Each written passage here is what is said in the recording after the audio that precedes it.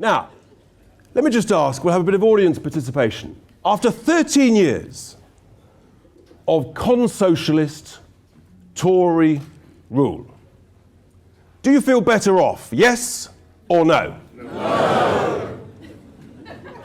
1.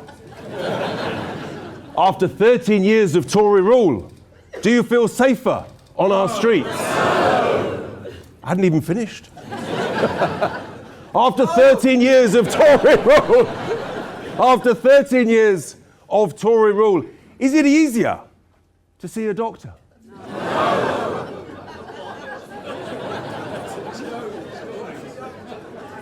I was in Australia the other month, and I said that the government was delighted with their new target that you could see a doctor within 14 days. The place fell about laughing. They said if we couldn't see a doctor in a day, there'd be riots on the street. After 14 days, you've either cured yourself or you're dead. So that's 3 no's. The 4th no, I'll talk about a bit more. After 13 years of Tory rule, is our immigration system under control? No. We're on song. This country has never been in such a shocking state after 13 years of con-socialist Tory rule. It is a catastrophe. The anecdote I like to use is imagine we're all in a boat on a calm lake. I know there's an analogy here. And the boat's being steered by some bloke called Sunak. And the bloke at the back with the engine is another bloke called Jeremy Hunt. And the problem is, at one end of the lake, there's a waterfall. And they are steering the boat ever closer to the waterfall.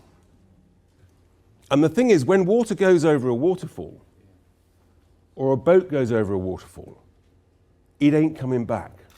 It crashes on the rocks below. It's finished. It's game over. Now, I don't know how close we are, but what I do know is that if this lot are allowed to continue to run our country in the way they have been, then we will go over that waterfall at some point in the not too distant future. And that would be an absolute catastrophe. Do you think it'll be better under commie Keir Starmer? No. The truth is, we've almost gone broke, sir, under the Tories. The truth is, they're both the same side, or different sides of the socialist coin. High taxes, high wasteful government spending, low growth, and the nanny state. As I said earlier, I think it's only Jacob Rees-Mogg's nanny that knows best. One thing is for sure, the nanny state does not know best. So we've got the lowest growth for a decade. Jeremy Hunt the other day was delighted with the new IMF forecast. Wow. The UK, we're going to grow next year at minus 0.3. 1% if we're lucky. I mean, that's a big deal. That was not what Brexit was all about. So that's the bad news. The good news is there is still time to make Britain great again. The first thing we've got to do, and we know more than anybody, is we've got to do Brexit properly. And I'm so delighted that, as you've probably seen recently and heard, the gang is getting back together. Because I'm absolutely thrilled. The speakers earlier, Belinda, what an amazing speech. Alex, amazing speech. Former MEPs with me. But he's back. Brexit Ben, I call him. Brexit Ben, he's in the room.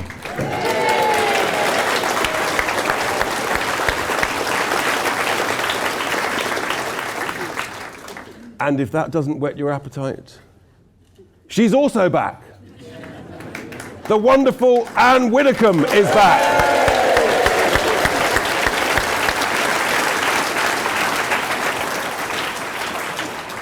The truth is, I'm just the warm-up act. But to make Britain great again, we've got to make Britain work. And that means you've got to make work pay. But we're being taxed to the hilt. For too many people now, in all over every walk of life, people are saying, work doesn't pay. This is insanity. We've got the tragedy of 1 in 8 of the working age population on out-of-work benefits. 1 in 8. It's over 5 million people.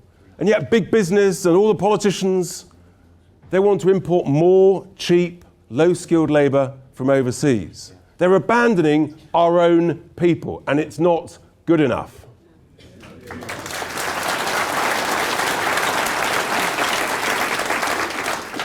The highest taxes for 70 years, the highest government spending for 50 years, the lowest growth for 50 years. It's an absolute shocker. Absolute shocker. What we've got to do, our key economic policy, to make work pay, you lift the starting point at which you pay any income tax from £12,500 to £20,000. That's 30 quid a week in everybody's pocket. That frees up 6 million people from paying any income tax whatsoever. What does Jeremy Hunt want to do? No, he wants to do the opposite. He wants to freeze thresholds to drag in another 3 million of the least well-off, the lowest paid, into paying income tax. They won't bother. It's a shocking way to try and create growth. So don't be surprised if you've got growth at 1%. Oh, but they might be happy about the size of the state. In the last 20 years, the size of state spending in this country has increased by a third. It's now some 45% of GDP. Now, the great Ronnie Reagan, the late great Ronnie Reagan, he said the government's view of the economy is, if it moves, tax it. If it's still moving, regulate it. And if it stops moving, subsidize it. That is no way to run an economy, but that's exactly what this con-socialist government has done, and it's exactly what a Labour Party governing this country would do. And you look at the civil service, look at their performance in the lockdown, and we see the extraordinary decisions that were taken. And I'm incredibly grateful to my other half, who exposed the horrors that went on with the lockdown files.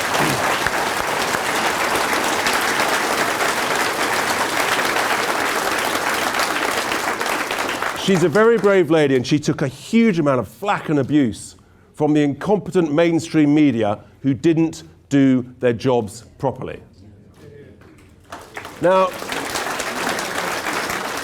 you look at the productivity of the civil service. I read the other day, sickness levels in the civil service last year, up 30%. Hang on, last year there was less COVID than the previous year. There you are, sir. This is no way to run an economy. Now, later on, the other great guru, my deputy leader who keeps me on the straight and narrow, Dr. David Bull, will be talking about the need to reform the way our health system works. Because we're the only party with that ambition of zero waiting lists. Now, many people in the UK and the media say, oh, don't be ridiculous, that's impossible. Hang on. Most other Western nations, with their own different types of healthcare systems, have effectively zero waiting lists and can see a doctor within a day or possibly 2. So why can't we? David is the man, he'll be talking about that later. Belinda and Alex spoke about our culture and the gender ideology. And I've got an update, because some of you may listen to David and I on Talk TV, and last Sunday was Easter Sunday. So I wanted to touch on things in my Sunday sermon, which is basically my rant of the week. Anyway, I did ask special permission, and my Sunday sermon was, what did you want to resurrect? And I said I wanted to resurrect traditional teaching in our schools, and we didn't want, millions of parents didn't want this gender ideology stuff to be taught to our children. And I asked what I thought was a pretty basic question. So we'll try it out. How many sexes are there? 2. Thank you. How many genders are there? 2. Excellent. So someone handed me a list of 72 genders, and I just ripped it up. What a load of nonsense. But then I had the temerity to say that we didn't want this gender questioning taught to our children. And I described it as garbage and multiple gender claptrap, which is what I believe it is.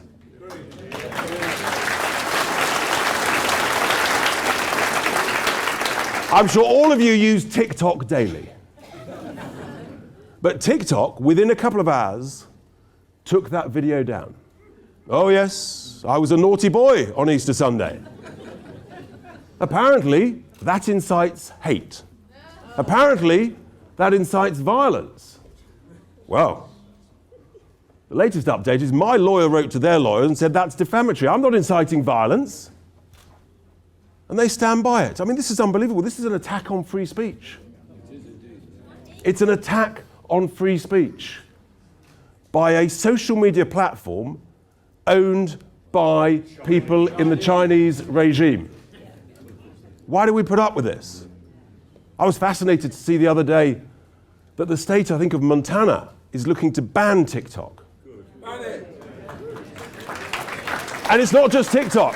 No, Facebook. We put out an infographic, a picture the other day saying, I thought it was very harmless. It said we didn't want ISIS terrorists and criminals living in our hotels at our expense. Seems a perfectly reasonable thing to me. No, according to the guardian of free speech in this country, Facebook, that incites violence, is breach of their community guidelines and has been taken down.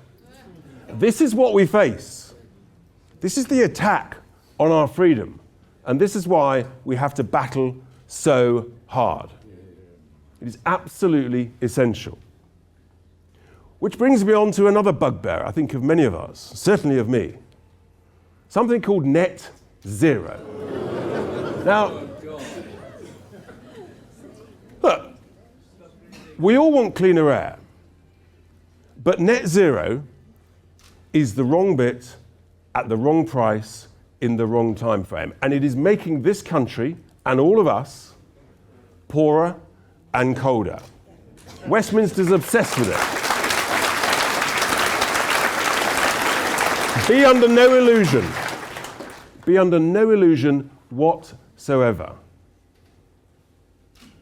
And I'll say it because it's true.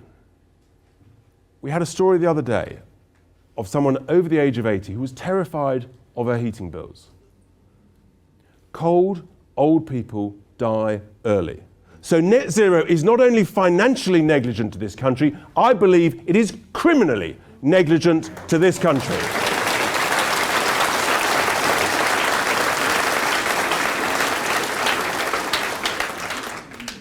And that big consulting firm, KPMG, just the other day, they confirmed that the cost of net zero to every household for the next would be around £1,000 extra per household every year. That's the extra cost of net zero on all of you, everyone out and about, for this obsession with net zero, despite the fact we're lucky enough as a nation to sit on a pile of energy treasure. And the analogy I use is, lovely old auntie, the last thing she said to you is, I'm going to hand you down my house. There's a pile of treasure under the floorboards. I couldn't be bothered to dig it up, but it's worth about the value of the mortgage on the house. Just think about that. I'm pretty sure the first thing you'll do is go and find a nice clean screwdriver. Some of us might have to get the rust off it, that's all right. You're going to unscrew the floorboards unscrew the screws of the floorboards, take out the treasure, pay off the mortgage, and carefully put the screws back down again. That's the same analogy about using our own energy treasure. It is absolute negligence to be importing gas from halfway across the world, creating 3 or 4 times more CO2 than using our own, which would keep our jobs and our money here.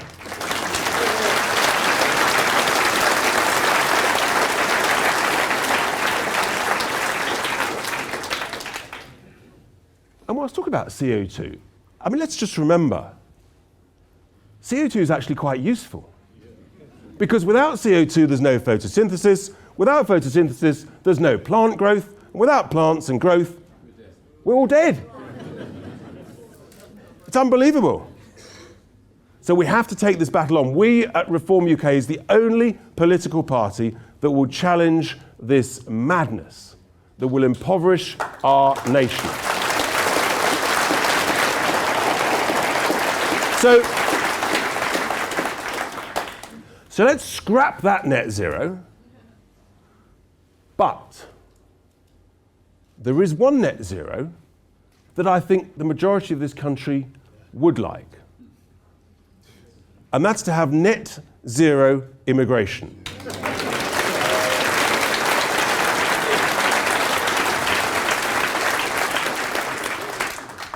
Because the reality is our population is at record high levels. It's almost 70 million. It's about 10 million more than some 15 years ago. Firstly, that didn't actually have the consent of the people.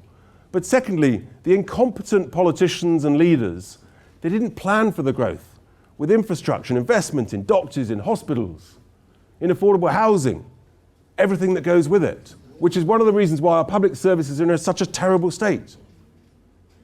And actually the benefit of net zero immigration, what's interesting is about 400,000 people emigrate every year. So with net zero immigration, you welcome about 400,000 people in every year. The population stays the same. We can catch up. But the real benefit is that businesses will have to train and skill up our own people. Wages for the least well off will go up.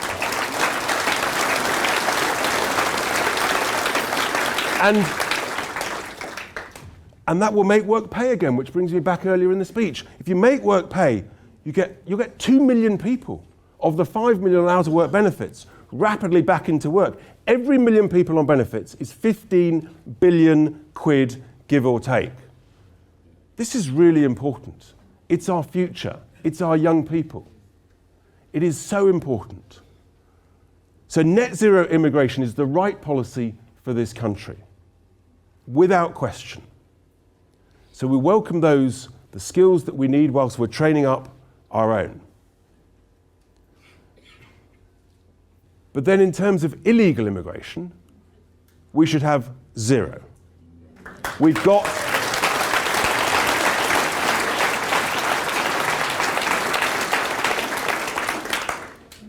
only Reform UK has a clear, workable plan that will stop the boats. Now, the Prime Minister, at the beginning of the year, he rushed out his five pledges. And the one that he said he was really focused on and was going to achieve was to stop the boats. This week, he's bottled it. He's bottled it. And he's admitted, actually, it's quite difficult. And then he may not be able to stop the boats, but he may get the number down. That's not good enough, Prime Minister. We have a clear 6-point plan. See if I can remember them. The first thing you've got to do, and I know it works because it's what they did in Australia. So you've got to declare a national security threat, which we're allowed to do under UN 51 Convention, Article 9. I've read the thing. The second thing you've got to do is we've got to leave the European Court on Human Rights.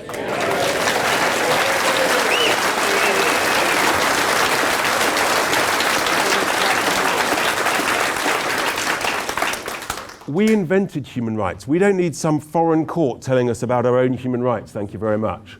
The third thing you've got to do is we've got to make it absolutely clear that zero people who come here illegally will be allowed to settle. The fourth thing we do is we set up offshore processing centres. The fifth thing we do is we say, look, the Home Office is broken.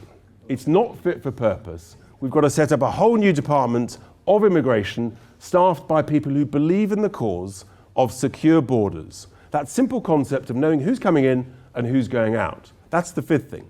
And then the sixth thing, which we can do under existing international treaties, I've read them, is we can pick people up out of the boats and safely put them on our border force cutters and take them back to France.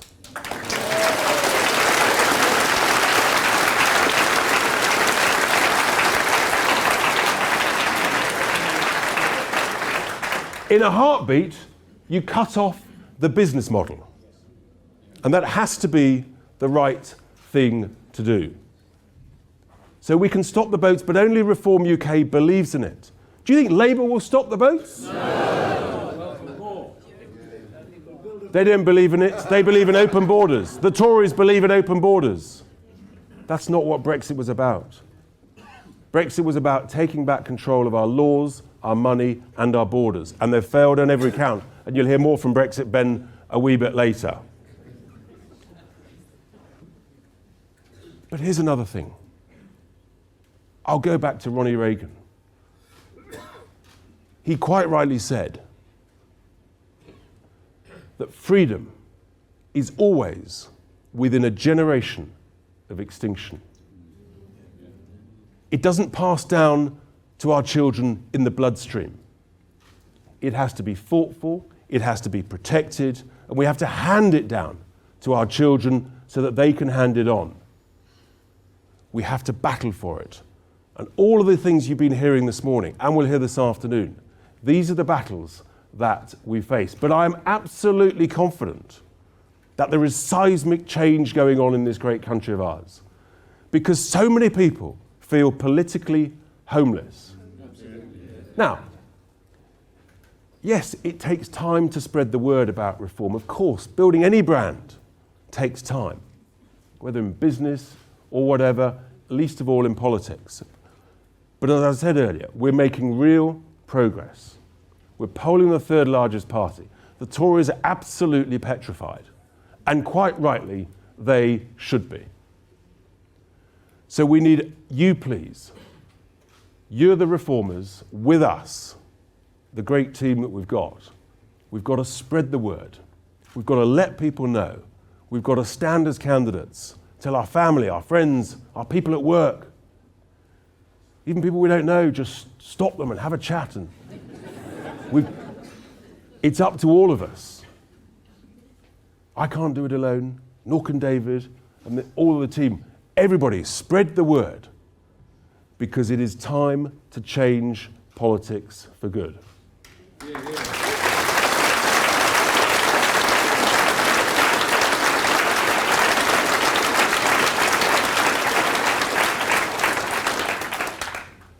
This great country of ours, it deserves so much better. But what is absolutely clear to me is that the United Kingdom needs reform, and reform needs you. Thank you very much.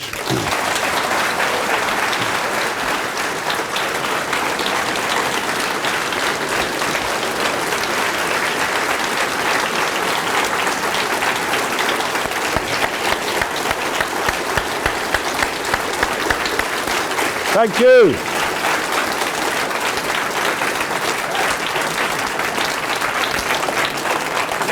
Thank you.